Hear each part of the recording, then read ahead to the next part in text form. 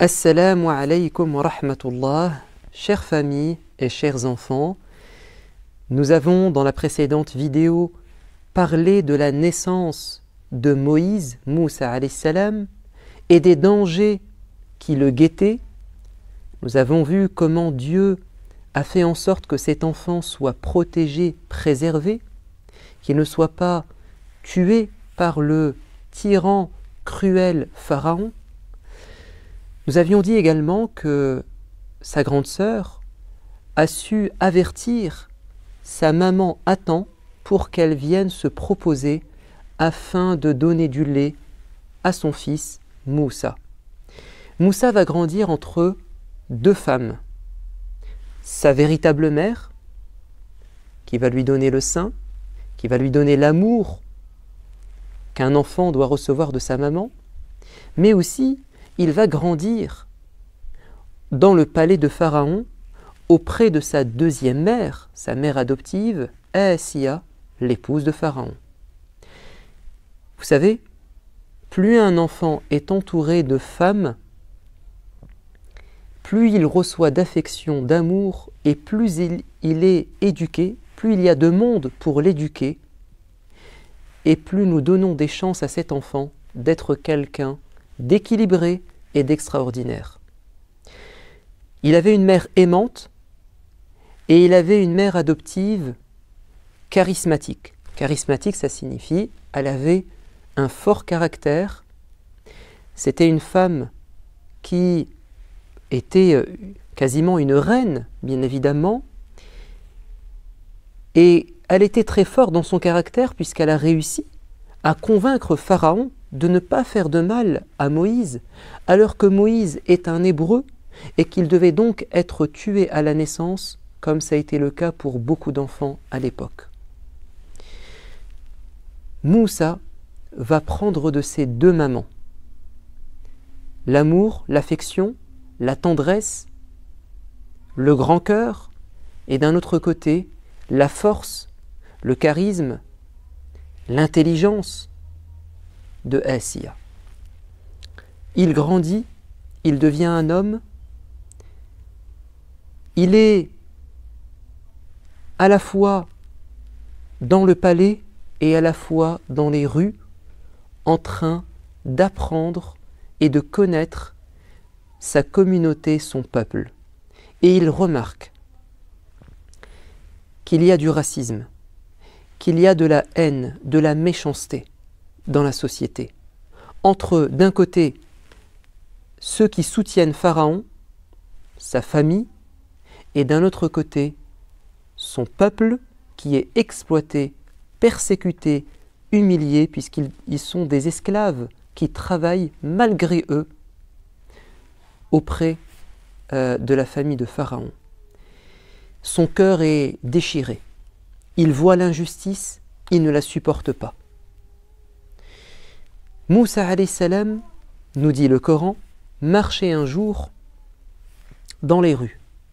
Les rues étaient vides, peut-être que c'était la nuit, peut-être que les gens dormaient, et il entend des voix qui s'élèvent, les bruits de personnes qui se battent, une bagarre.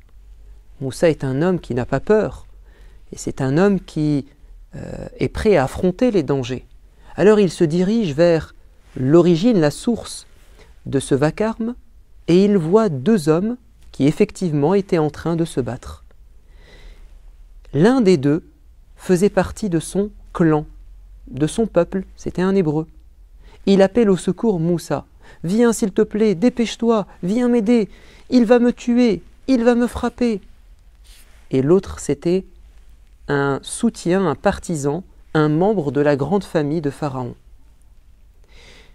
Et on sait très bien que, généralement, les victimes, ce sont les Hébreux, et les méchants, ce sont ceux qui les exploitent parmi la famille de Pharaon. Donc c'était très clair dans la tête et dans l'esprit de Moussa, il fallait défendre l'opprimé.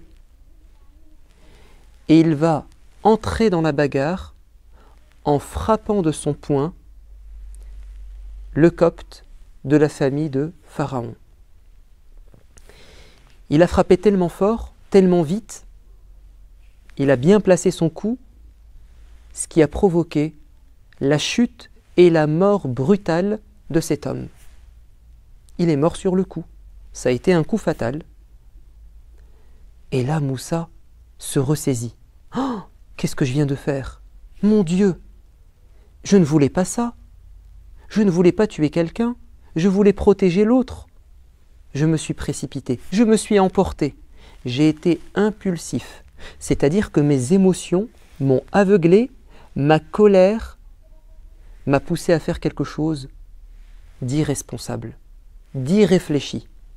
Ya Allah, pardonne-moi, le diable m'a tendu un piège. Qu'est-ce que ça signifie?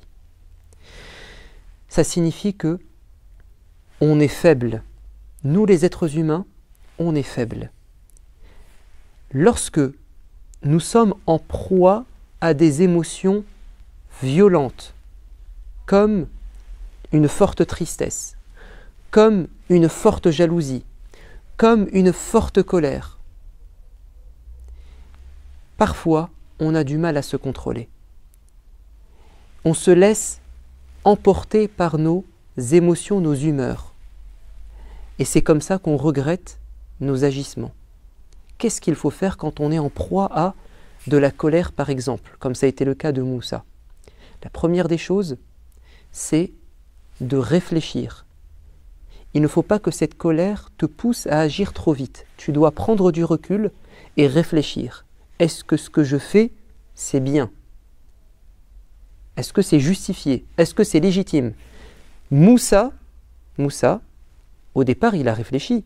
Quand il est intervenu, c'était réfléchi. Il a pensé vraiment que la victime, c'était celui qui l'appelait au secours. Mais dans sa manière d'agir, dans la méthode qu'il a utilisée, il s'est trompé. C'est là que la colère l'a aveuglé. Pas au départ, mais au moment où il a agi. Il a été trop vite, trop fort. Qu'est-ce qu'il aurait dû faire? Il aurait dû les séparer. Écouter ce que chacun a à dire, pour savoir qui a raison, qui a tort, pour essayer de les réconcilier. Il ne doit pas tout de suite condamner quelqu'un sans l'avoir écouté et le punir. Non, c'est une erreur. C'est pour ça il a dit, c'est le diable qui m'a eu, qui m'a tendu un piège. La colère, elle peut être bonne, mais lorsqu'elle prend des proportions démesurées, lorsqu'on ne la contrôle plus, c'est là qu'on devient faible et on devient une proie facile du diable. Le prophète de l'islam a dit, alayhi salatu wassalam, le fort, ce n'est pas celui qui terrasse son adversaire au combat, c'est-à-dire qui met des coups forts et qui arrive à mettre par terre une personne. C'est pas lui vraiment l'homme fort. L'homme fort, c'est celui qui sait contrôler sa colère. La vraie force, c'est quand tu arrives à te maîtriser. C'est quand tu es plus fort que tes émotions. C'est ça la vraie force. Pourquoi est-ce que le diable a réussi à intervenir? Parce que le diable, il réussit à nous pousser à faire des choses qui, si on était dans un état normal, on ne les aurait pas fait. Il attend qu'on soit dans un état de faiblesse, déstabilisé, perdu, pour nous donner des mauvaises idées. Comment faire pour se protéger de cet excès de colère? Tout d'abord, il faut demander à Dieu, au moment de la colère, de nous protéger du diable, pour qu'il ne nous trompe pas, ne nous manipule pas. Un jour, le messager de Dieu, alayhi salatu wassalam, a vu un homme rouge de colère, ses veines étaient gonflées, son visage était rouge. Il a dit, je connais une parole, une formule, s'il la disait, la colère diminuerait, disparaîtrait. A'udhu billahi minash shaytanir rajim. Ya Allah, protège-moi du diable.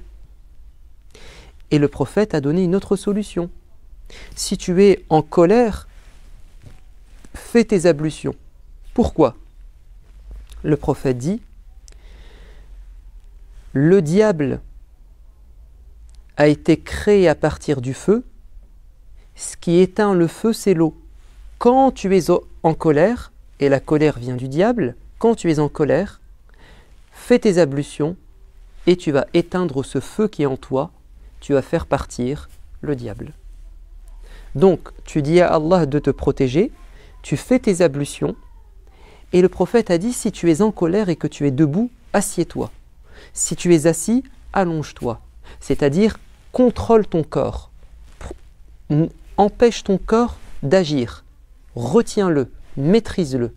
Bon, tu peux aussi sortir de la pièce, sortir de la maison, faire un tour, prendre l'air. En tout cas, il faut être capable de se contrôler parce que la colère, même si elle est bonne au départ, elle peut se transformer en quelque chose de négatif et de mauvais. Moussa alayhi salam a demandé pardon à Dieu et durant la nuit, il a regretté. Et le lendemain, quand il est sorti, il marchait dans la rue, il avait peur. Parce que quand on fait une bêtise, quand on fait quelque chose de mal, on a peur que les gens nous voient, que les gens nous reconnaissent. Et il marchait la peur au ventre. Et là, il entend encore les bruits d'une bagarre. Il s'approche et c'est la même personne de sa famille ou de sa tribu, de son peuple, qui était encore en train de se battre. Et là, il a compris qu'en fait, lui là, c'est un bagarreur. Il cherche les problèmes. Hier, Moussa l'a défendu. Aujourd'hui, il a réussi encore à se battre. Et Moussa va dire à cet homme, toi, tu es quelqu'un qui cherche les problèmes. Et vous savez ce que va dire l'homme? Il va lui dire, hé Moussa, tu me fais des reproches à moi? Mais c'est toi qui as tué quelqu'un hier. Et pendant qu'ils étaient en train de discuter, voilà qu'un homme arrive en courant. Moussa, Moussa, dépêche-toi, je vais te donner un bon conseil, prends tes affaires et sauve-toi le plus vite possible et le plus loin possible. Parce que Pharaon est au courant du crime que tu as commis la veille, hier. Il a envoyé des soldats pour t'attraper, t'emprisonner. Sauve-toi le plus vite possible. Et là, Moussa prend les jambes à son cou et se sauve dans le désert. Que va-t-il se passer? C'est ce qu'on découvrira dans un prochain épisode. Retenez que on peut se mettre en colère. Parfois, il y a des bonnes raisons pour se mettre en colère, mais il faut, quand on doit agir et parler, réfléchir et ne pas laisser la colère nous commander, ne pas laisser la colère nous aveugler ou d'ailleurs les autres émotions. Je vous dis à bientôt. Wassalamu alaikum wa rahmatullah.